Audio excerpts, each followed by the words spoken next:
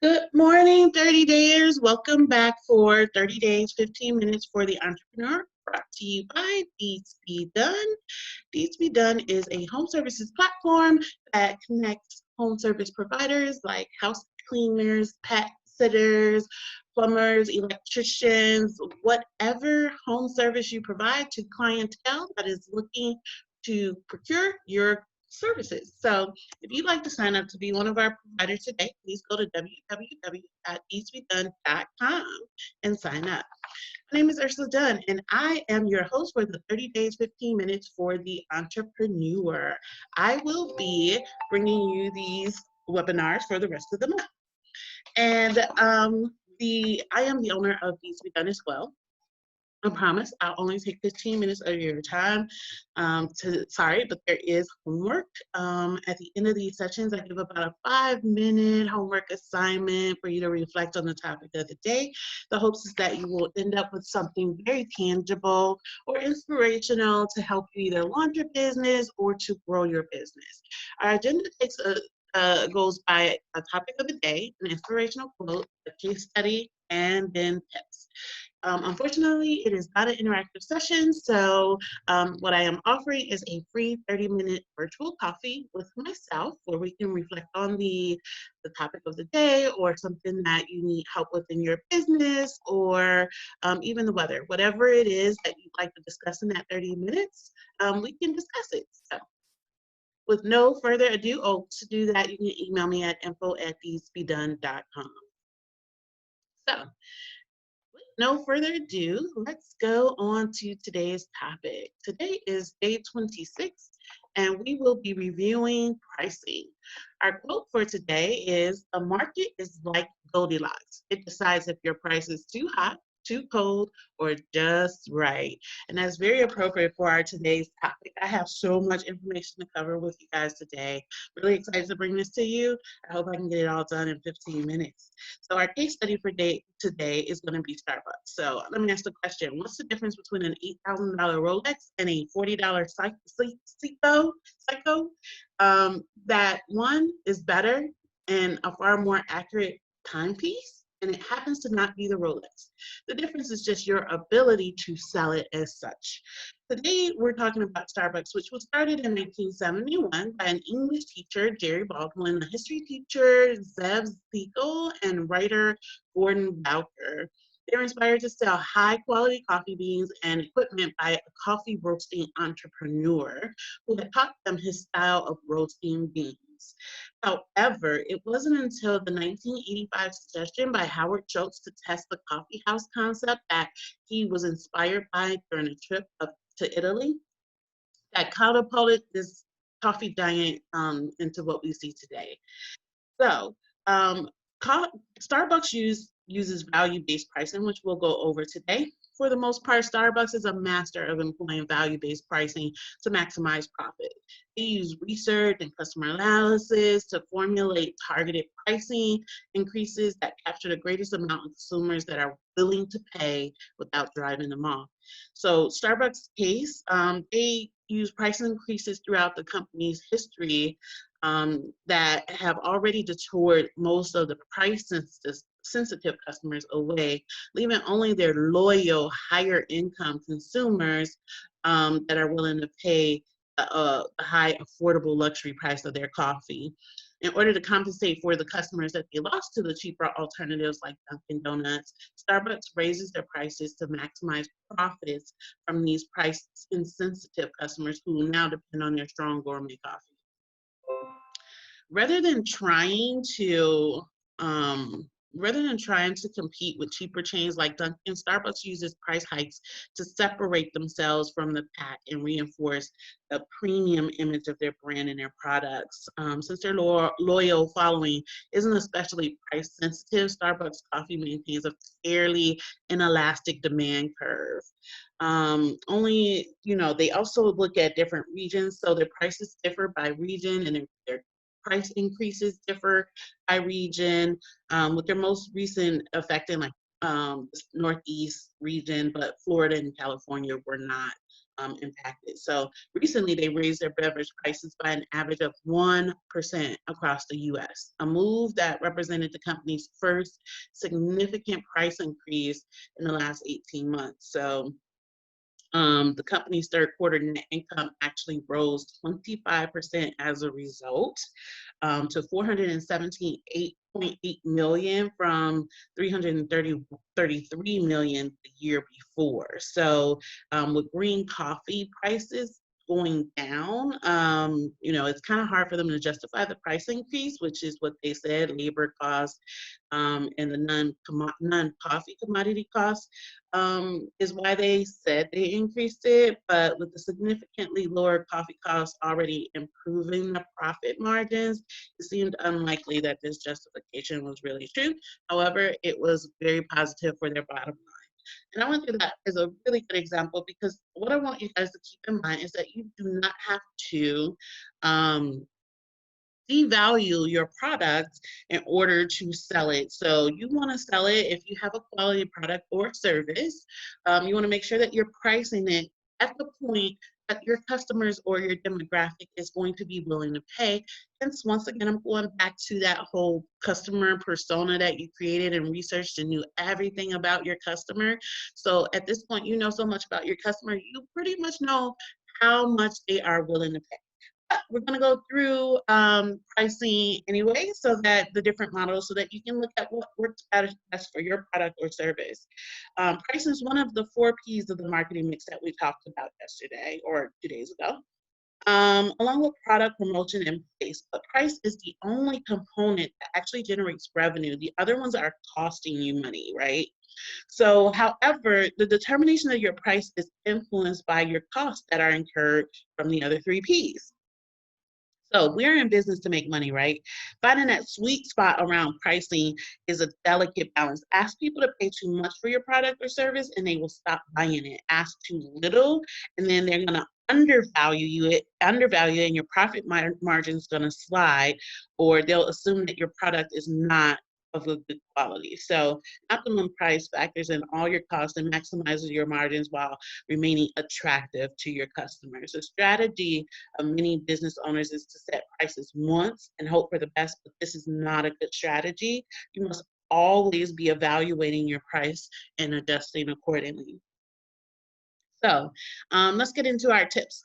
Pricing pitfalls. So underpricing, as we just discussed, not covering your cost, or perceived as low value or cheap. Overpricing, where consumers will not be willing to pay, or it's not competitive. Underestimating the cost to run your business, that is one of the pitfalls. So you have to do a very calculated process of understanding what your true costs are. And that's not just to make your product, but things like overhead and things of that nature, which we'll go through. Use only low prices to compete, right? You can compete using different pricing strategies. It doesn't have to just be low price. Never modifying your pricing. So you always, like I said, have to look at your pricing and adjust accordingly. So how do you price? You need to know your customers, as I mentioned. There's 4 different things you need to consider. Budget sensitive customers, are you aiming for that demographic? Convenience centered customers, clout or status seekers is like I like to say. Those are the ones that like Starbucks, the luxury, not price sensitive customers. And then you have to look at what their willingness to pay for your product or service is. You have to know your cost. So how much the product costs to make? Are you paying too much or too little for your raw materials that go into making a product? You always want to negotiate good pricing or to research different suppliers to make sure you're getting the best pricing for whatever it is that goes into your product. To determine how much it costs to run your business includes things like your property and or equipment, leases, loan repayments, inventory, utilities, financing costs, salary, wages, commissions. Don't forget to add like the cost of markdowns or shortages, damaged merchandise, employee discounts, cost of goods sold, or desired profits to your list of operating expenses. These are all things that you need to consider, your fixed costs and your variable costs. So there's also variable costs such as like delivering your service, maintaining your inventory, transporting products, buying additional equipment, keeping your sales volume, things like that. You always have to consider every component that goes into your business or running your business when you're setting your price. If you're doing your business from home right now, you don't have a lot of these costs, you still want to factor that cost in because eventually as you scale your business, you are going to have those different costs. And to doing a price increase that significant just to cover those costs is going to drive some of your customers away. So you want to evaluate that upfront. You need to do a break-even analysis to understand exactly how much of your product you need to sell just to break even. So that includes all of the costs that I just mentioned to you. And then your break-even quantity is going to be the quantity of products that you will have to sell per month to recover all of your costs. So subtract your cost per unit from your price per unit. Then divide your fixed cost per month by that number. Note that the time frame can change to suit your needs. So if you want to do a break-even analysis over a year, over a quarter, you can do it in those increments as well. So that is an important thing to do to understand. So to understand how you can profit and not lose money, you need to know your break-even point. For example, if you want to know how many units you'll have to sell each year, calculate your yearly fixed costs and use them in the formula that I just provided instead of your monthly fixed costs. I'll give you an example. So your fixed cost is $1,000 a month, including rent and utility charges. The variable cost for each gadget is $500. You would like to charge $550 per gadget. At that price, your break-even quantity is 20. You need to sell at least 20 computers per month just to break even on your cost. Okay. You have to know your competition. Are your products comparable? Is there more value in your product? You have to know your market. Watch for things that will impact the market, like technology, weather patterns, pandemics, laws, price wars from competitors, health of competitors, and many of them shutting down right now due to COVID may be actually a bonus to your business. You can take advantage of market share from them. So revenue targets, so you need to have that in mind. Know how much money you want to make. So what is your desired profit margin? What capital will you need for future investments? And what is your estimated volume that you think you will be able to sell for your organization? There are 3 pricing strategies, and you will have to select one. And one is your cost-based pricing model, and it involves adding a markup percentage to the cost to make your product. So this will vary between products, business, and sectors. You will need to add a margin or markup to your break-even point. This is usually expressed as a percentage of break-even. So if you want to make 20% or 30%, you will add that to the price of your product. There's limitations because it works on the assumption that you will sell all the units. If you don't, then your profit will be lower. So keep that in mind. Value-based pricing is determined by how much value your customers attach to your product. So decide what your pricing strategy is before making a calculation. You'll need to know your market well to set a value-based price. So in Starbucks case, they are great at their value-based model. So that's a great way to look at it. Competition-based pricing. So you're looking at the competition and seeing what they're charging in this model, and you're using that to set your price. The model is used in industries where there's like 1 or 2 dominant businesses, and it's also sometimes referred to as following the leader. So there's some other considerations you want to have when you're pricing your products or services. You want to look at some products in order to achieve like higher margins or sales on others. So you might lower your price on one product just so that you can have add-ons that add to that value. You might need to calculate different prices for different territories like or markets or sales that you make online, something like Starbucks does? Do you need to allow for possible late payment by customers? And then your terms. So are you going to be due upon receipt, 30 days, 60, 90 days? So that's going to impact your cash flow, and you want to consider that in your pricing as well. The best way to set your price is to use like a unique mix of each one of these pricing models. You don't have to just go with one or the other. That means you just don't stick to one pricing model, but mix these three components up to come up with the best model for your business.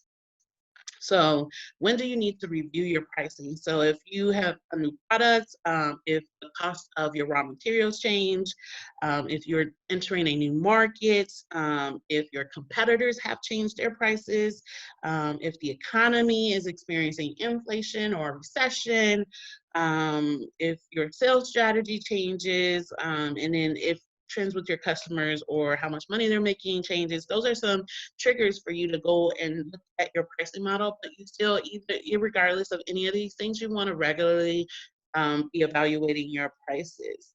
When you do decide to make a change to your price, you should do it gradually over time so as that you don't drive your customers away. If you price too low, if your price is too low, instead of just lowering your price, you might want to do discounts or free add-ons or offer less for more. So if you had 12 in the package, now you might do 10 in the package or 14 in the package, depending on if you need to price up or down. Those are some strategies that you can use. You should do monthly evaluations of your profitability of each one of your products. Know the degree of each one of your products and their ability to contribute to your bottom line. And then listen to customer feedback. So as you adjust your prices up and down or as you sell, follow the trends of what your customers are telling you. Because like our quote says, the market is going to let you know if you're hot, cold, or just right. All right. So that is my time. I had a little bit more, but I think you guys get the gist on pricing. For today's homework, I'd like you to figure out your break-even quantity for your product or service and decide which pricing strategy fits best for your business. Feel free to share that with us on our Facebook or Instagram sites, but write it in your notebook either way. And thank you guys for joining me today on 30 days, 15 minutes for the entrepreneur. You guys have a great day.